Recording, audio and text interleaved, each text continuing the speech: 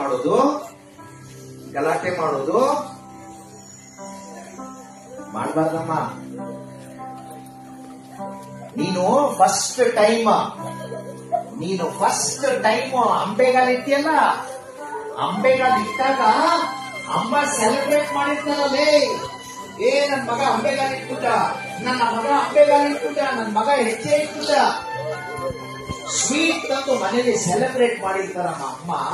ನೀನೇನು ಒಲಿಂಪಿಕ್ಸ್ ಹೋಗಿ gold medal ತಂದಿಲ್ಲ, ನಿನ್ನ ಜೀವನದಲ್ಲಿ ಒಂದು ಹೆಜ್ಜೆ ಇಟ್ಟಿದೀಯ ಅಷ್ಟೇ.